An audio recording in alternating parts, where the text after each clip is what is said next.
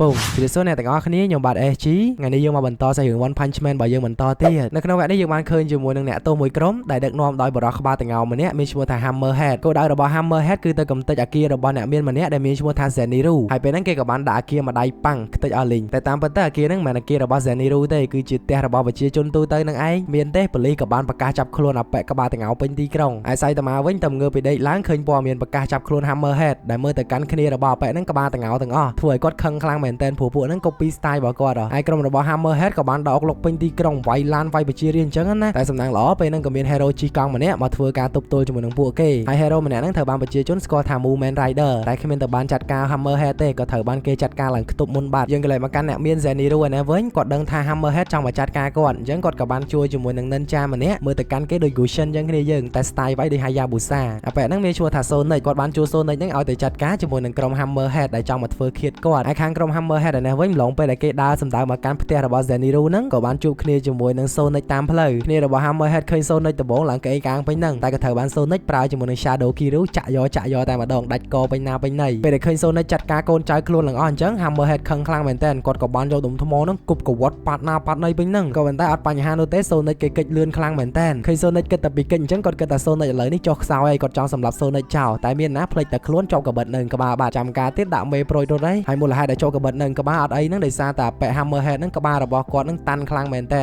ដែលហេតុនេះហើយបានជាគាត់ឈ្មោះថា Hammerhead ដល់គ្នាយើងឡងពេលដែល Hammerhead រត់គេចពី Sonic ក៏បានជួបគ្នាជាមួយនឹង Saitama ហើយពេលហ្នឹងភ្ញាក់តែម្ដងដោយសារក្បាលតងោដូចគ្នា Hammerhead អត់គិតយូរទេគាត់ចង់វាយគ្នាជាមួយនឹង Saitama ដោយសារតែទើសផ្លូវរបស់គាត់ណាផ្ទះមួយដៃប៉ាំងបីផ្កាភ្លើងវិញហ្នឹងហើយ Saitama វិញខ្ពើមកិច្ចឆយគេវាយធ្វើមិនដឹងឃើញអញ្ចឹងភ្លាម Hammerhead ក៏ចង់ចាត់ការទៅកាន់ Saitama កវីដៃចុះកវីដៃឡើង Saitama ចាប់ជាប់មួយដៃប៉ាំងអស់កៅអៅលីងអ្នកទាំងអស់គ្នាឃើញគេខ្លាំងអញ្ចឹងចាំការទៀតដាក់មេប្រួយរត់ជាលើកទី2តែម្ដងនិយាយទៅកាក់ដែរហ្នឹងប្រូ Hammerhead ពេលដែល Hammerhead រត់ទៅបាត់ Sonic ក៏បានមកល្មមហើយពេលដែលឃើញ Saitama អញ្ចឹងគាត់គិតថា Saitama គឺជា Hammerhead ព្រោះអីក្បាលតងោដូចគ្នាអត់ខ្វល់អីច្រើនទេបើការវាបហាយកតែម្ដងតែវាយពីក្បាច់ដំបង Saitama គាត់រងបានយ៉ាងធម្មតាអត់បញ្ហានោះទេឃើញអញ្ចឹងហើយគាត់គិតថា Saitama ហ្នឹងគឺជា Hammerhead តែម្ដងព្រោះអាចទប់ skill របស់គាត់បានដល់ទៅ2ដងអញ្ចឹងប្រកាសហ្មងថា Hammerhead ចាំការទៀត Sonic ក៏បានប្រើ skill ពិសេសគេនឹងហក់ទៅហក់មកតែ Saitama ឈរបង្ងើយ Sonic លោតមកពីខាងលើភ្លឹប Saitama គ្រាន់លើកដៃចោលសោះប៉ះពងអាប៉ែនោះគ្មានទេ Sonic អួលឡើងប្រកាច់ប្រកិនវិញនឹងគ្នាយើងហើយការវាយគ្នាលើកនេះបញ្ចប់ធំនឹងសិនទៅព្រោះអីអួលបាត់ហើយហ្នឹងចាំជួបគ្នាលើកក្រោយគេសន្យាថានឹងខ្លាំងជាងលើកហ្នឹងទៀតតែ Saitama អត់ខ្វល់ទេឲ្យតែខំប្រឹងហាត់ទៅគាត់ចាំតែវាយគ្នានោះទេបន្ទាប់ពីហ្នឹងមកនៅពេលយប់ Saitama ក៏បានត្រឡប់មកផ្ទះញ៉ាំបាយជុំគ្នាជាមួយនឹង Geno តែពេលហ្នឹងមានរឿងមួយដែលគាត់អន់ចិត្តខ្លាំងមែនតើព្រោះថាកាលពីថ្ងៃមិញគាត់បានចាត់ការទៅលើ Hammerhead ក៏ប៉ុន្តែមានអ្នកស្គាល់ថាគាត់ជាអ្នកចាត់ការលើ Hammerhead ទេបើជាគេគិតថា Movement Rider ជាអ្នកចាត់ការ Hammerhead វិញព្រោះគាត់អន់ចិត្តខ្លាំងហ្មងហើយមូលហេតុដែលគេលើក Movement Rider ដោយសារតែគាត់គឺជា hero ស៊ីប្រាក់ខែរត់ចំណែក Saitama វិញត្រឹមតែប្រជាជនធម្មតាតែខ្លួនធ្វើ hero តែប៉ុណ្ណោះអញ្ចឹងអត់មាន benefit អីត្រូវលើកជើងគាត់ទេចឹងនោះពេលលើ Sensei ខ្លួន complain អញ្ចឹងគាត់ក៏បានបួស Saitama ទៅចុះឈ្មោះធ្វើជា hero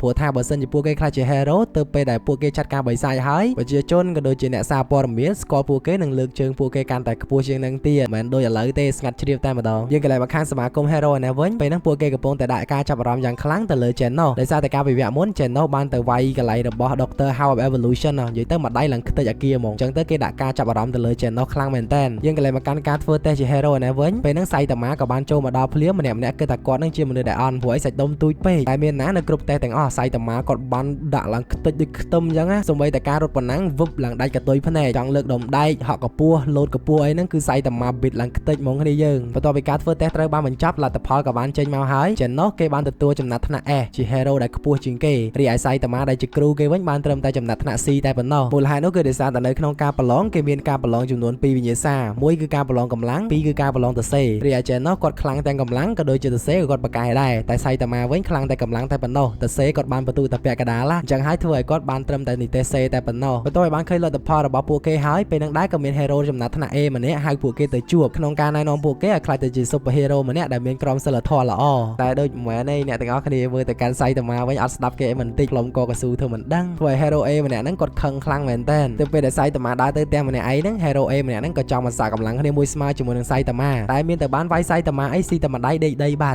កាក់ចឹងសោះចង់មកប៉ះជាមួយនឹងកពូមនុស្សក្បាលតងោយើងទៅមិនរួចនោះទេនៅថ្ងៃបន្ទាប់ក៏បានចូលមកដល់ពេលនេះដែរ Saitama ជាមួយនឹង Geno ពួកគេចង់មកសាកកម្លាំងគ្នាក្នុងការវឹកហាត់ដោយ Geno ប្រាប់ទៅកាន់ Saitama ថាកុំតអីគេអីក្នុងការវឹកហាត់មួយនេះវាយគេទួមកវាយរហូតតគេតដៃលែងរួចចាំឈប់និយាយគ្នាចាប់ភ្លាម Geno ក៏បានស្ទុះចូលទៅវាយ Saitama ដាក់ប៉ាំងបាញ់ភ្លើងផងម៉ាត់ផងធាក់ផងតែគ្មានត្រូវមកបៀកនោះទេឃ ឃើញចឹងហើយចេណូខឹងខ្លាំងមែនតើក៏បានហោះទៅខាងលើដើម្បី scan មើលសៃតាម៉ានៅពេលដែលឃើញគាត់ហើយគេចុះវិញបាញ់ភ្លើងយ៉ាងធំធេងដាក់គាត់ហ្មងតែពេលដែលបាញ់ទៅនឹងមានណាសៃតាម៉ាមកឈរនៅក្រោយខ្នងហើយគ្មានទៅបាញ់ត្រូវគាត់ទេចេណូឃើញសៃតាម៉ាលេងសើចចឹងក៏បានប្រាប់គាត់ថាកុំធ្វើអញ្ចឹងមើលវាយឲ្យ serious តិចមើលការវាយគ្នាវឹកហាត់គាត់ចង់បានបែប serious ហើយសៃតាម៉ានឹងចង់វាយមិនក៏វាយទៅតាមតែគាត់ចង់វាយគេអត់ខ្វល់នោះទេសំខាន់គេចង់សាកកម្លាំងមួយស្មើជាមួយនឹង Sensei ព្រោះការប្រឡងមិញបាន S ឯ Sensei បានធ្វើនីតិសេហ្នឹងហើយចំពោះចំណាត់ថ្នាក់ Hero មិញខ្ញុំភ្លេចបញ្យល់គ្នាយើងនិយាយទៅ Hero កម្រិតសៃតាម៉ាដែលនីតិសេហ្នឹងគឺជា Hero ដែលកម្រិតអន់បំផុតហើយកម្រិតដែលខ្លាំងបន្ទាប់គឺកម្រិត B ហើយនិងកម្រិត A អាហ្នឹងគឺជាកម្រិតខ្លាំងមធ្យមរីឯខ្លាំងជាងគេបងអស់គឺកម្រិត S ហើយមិញ channel របស់យើងគេបាន S ហ្នឹងគេបួគ្រូគេវាយមួយស្មើបណ្ដោយសៃតាម៉ាពេលដែលឃើញសិស្សរបស់ខ្លួនឲ្យ serious អញ្ចឹងគាត់អត់ចាំយូរទេមានណាមួយដៃប៉ាំងអត់ត្រូវ channel នោះទេតែក៏មើលក្រោយអ្នកទាំងអស់គ្នាឡើងបែកភ្នំខ្ទេចតែតាមលទ្ធផលនៃការវាយមួយនេះមានន័យថា channel ចាញ់សៃតាម៉ាហើយបន្ទាប់ពីការវាយគ្នារវាងគ្រូសិស្សត្រូវបានបញ្ចប់សៃតាម៉ាក៏នាំ channel ទៅញ៉ាំមីជុំគ្ន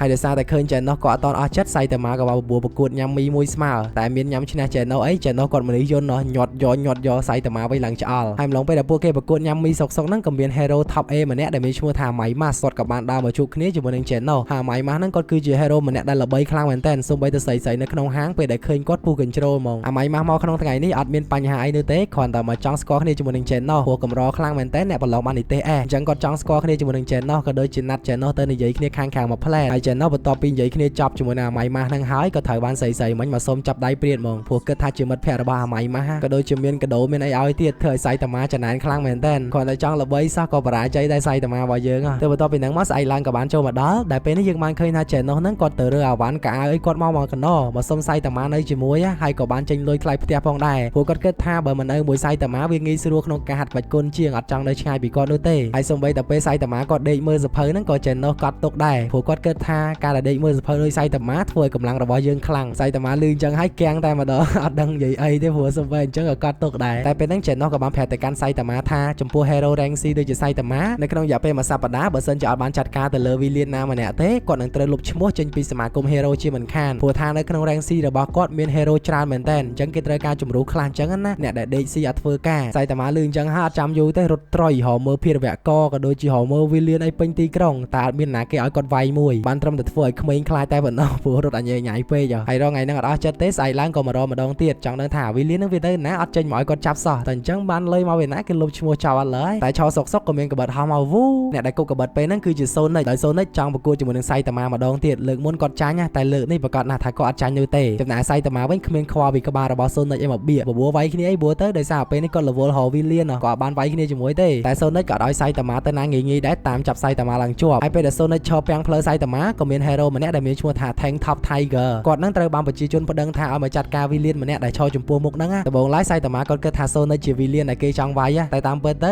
hero Tank Top Tiger ហ្នឹងវាចង់វាយសៃតាម៉ាហ្នឹងឯងព្រោះកាលពីម្សិលមិញសៃតាម៉ាក៏រត់ពេញទីក្រុងធ្វើឲ្យកូនស្រីម្នាក់ហ្នឹងខ្លាចហើយក៏ជួនជាមួយនឹងក្បាលតងោរបស់គាត់ទៀតផងក៏ធ្វើឲ្យប្រជាជនគិតថាគាត់ហ្នឹងគឺជា villain មែនតែនអញ្ចឹងក៏គាំទ្រឲ្យ Tank Top Tiger ចាត់ការសៃតាម៉ាចោលទៅតែមិនទាន់ទាំងបានប៉ះសៃតាម៉ាផងក៏ត្រូវបាន Sonic គប់ខប់បីដាក់ប៉ាំងដេកលក់បាទដូចជាងាយស្រួលពេកហើយដៃគូខ្ញុំតាប្រូ Sonic ប្រាប់សៃតាម៉ាថាអត់មាន villain ចាត់ការមែនទេឥឡូវមកចាត់ការមួយគាត់មកក៏ធ្វើ villain ឲ្យវាយ Sonic ក៏បើកការវាយប្រហារទៅលើទីក្រុងទាំងមូលគប់ខប់បីប៉ាំងប្រជាជនរត់ចែកជើងគ្នាហើយពេលហ្នឹងក៏មានឡានមួយដែលប៊ីសនឹងខ្ទាតទៅប៉ះក្មេងប្រុសម្នាក់ទៅហើយសំណាងល្អសៃតាម៉ាទៅទប់ឡាននឹងតាន់ Sonic បោកខប់បីបដាគាត់ស្រែកហៅសៃតាម៉ាបដាឡើងមកចាត់ការគាត់មកគាត់គឺជា villain ឡើងមកចាត់ការមកងាកមកក្រោយណាសៃតាម៉ាលើក្បាលគេមកជើងប៉ាំងខ្ទប់ដីបាទស្របពេលហ្នឹងដែរយើងកន្លែងមកកាន់អង្គភាព hero ឯណាវិញតែអ្នកគ្រប់គ្រងហ្នឹងគេបានចាត់ជាមួយនឹង hero លេខ33និង hero លេខ29ទៅស៊ើបអង្កេតជាមួយនឹងតំបន់ Z ដែលជាតំបន់គ្រោះថ្នាក់បំផុតនិយាយទៅនៅក្នុងរឿងមួយនេះទីក្រុងគេហ្នឹងមានពី A ដល់ Z ហ្មងគ្នាយើងហើយទីក្រុង Z ហ្នឹងគឺជាទីក្រុងដែលសៃតាម៉ារស់នៅដោយសារតែពួកគេសង្ស័យថាមានបិសាចមួយក្បាលដែលកំពុងតែអុកឡុកនៅក្នុងទីក្រុងមួយនេះហើយមិនទាន់ដឹងតម្រុយថាបិសាចហ្នឹងមុខមិនទេគ្រាន់តែឲ្យ hero ហ្នឹងទៅស៊ើបអង្កេតជាមុនសិនយើងកន្លែងមកកាន់ hero ពីរនាក់ហ្នឹងវិញអាប៉ែពុកមាត់វែងហ្នឹងមានឈ្មោះថា Spring ហើយអាប៉ែសក់លឿងមានឈ្មោះថា Golden Ball ពេលនេះពួកគេកំពុងតែធ្វើដំណើរទៅស៊ើបអង្កេតនៅក្នុងទីក្រុង Z ដែលនៅក្នុងកន្លែងតំបន់របស់សៃតាម៉ារស់នៅតំបន់មួយហ្នឹងត្រូវបានគេចាត់ទុកថាជាទីក្រុងដែលបោះបង់ចោលនិងមានភារវកម្មច្រើនមែនទែនប៉ុន្តែចូលមកដល់ទីក្រុងហ្នឹងភ្លាមឃើញដីកំហុងដែលសៃតាម៉ាវាយបិសាចកាលពីវគ្គមុនពួកហ្នឹងគិតថានៅក្នុងទីក្រុងនេះប្រកាសជាមានបិសាចសាហាវហើយពេលហ្នឹងដែរពួកគេក៏បានឃើញជាមួយនឹងបិសាចសារាយមួយដែលមានឈ្មោះថា Khonbu ដែលបិសាចហ្នឹងកំពុងតែដើរលេងធម្មតានោះទេពួកគេឃើញហើយក៏ចូលទៅបើកការវិភាគជាមួយនឹងបិសាចសារាយតែម្ដងតែជាលទ្ធផលក៏ត្រូវបានបិសាចសារាយវាយឡើងខ្ទប់ទាំងពីរនាក់ហ្មងខាងអ្នកគ្រប់គ្រង hero នៅពេលដែលឮដំណឹងថាពីរនាក់ហ្នឹងវាយចាញ់បិសាចសារាយពួកគេក៏បញ្ជូនជាមួយនឹង hero ផ្សេងទៀតមកស៊ើបអង្កេតកន្លែងកើតហេតុហើយ hero សារាយនៅពេលដែលចាត់ការពីរនាក់ហ្នឹងហើយនាងក៏បានឃើញបរិសម្នាក់ដើរមកពីចង្ងាយក្បាលតងោលគិតថាមួយហ្នឹងជាបជារាជធម្មតាចង់ទៅចាប់ម្នាក់ហ្នឹងស៊ី តែដូចគិតខុសហើយម្នាក់ហ្នឹងគឺជាសៃតាម៉ាគ្នាយើងគ្មានទេប្រងោបើយើងអត់ចាំយូរឡើយគាត់ក៏បានយកបិសាចសារាយហ្នឹងមកស្លបដ ព្រោះមុនហ្នឹងគាត់ទៅផ្សារគេអត់មានលក់សារាយអញ្ចឹងតាមផ្លូវជួបបិសាចសារាយចាប់យកមកស្លធ្វើមិនដឹងតែហើយខ្លាំងមែនតើកំពូមនុស្សតែម្ដងប្រងោយើងហើយបន្ទាប់ពីគាត់ចាប់បិសាចសារាយយកមកស្លនឹងហើយខាងក្រុមហេរ៉ូនោះក៏ចុះមកដល់ទីតាំងកាត់ហេតុបានត្រឹមតែឃើញថាអាគារមួយត្រូវបានបែកបាក់ខ្ទេចតែប៉ុណ្ណោះពួកគេគិតថាបិសាចជាអ្នកប្រព្រឹត្តតែបញ្ហាពួកគេអត់ឃើញបិសាចនៅកន្លែងកាត់ហេតុហ្នឹងទេបានអីឃើញទៀតបើសៃតាម៉ាយកមកស្លបាត់អីហ្នឹងហើយអត់មានក៏សូមបញ្ចប់សាច់រឿងយើងនៅក្នុងភាគនេះសិនទៅមិនដែរអ្នកទាំងអស់គ្នាល្អមើលអត់និយាយទៅកំពូមនុស្សតែម្ដងតួឯងរបស់យើងក្នុងរឿងនេះហ៎បើសិនជាពេញចិត្តកុំភ្លេចចុច like ឲ្យមានម្នាក់មួយផងណាជាចុងក្រោយ admin ពិតជាអរគុណមែនតើសម្រាប់ការតាមដានទស្សនារបស់គ្នាយើងអញ្ចឹងពីចំណុចនេះខ្ញុំបាទ AG សូមអរគុណនិងសូមគោរពលាបាយបាយ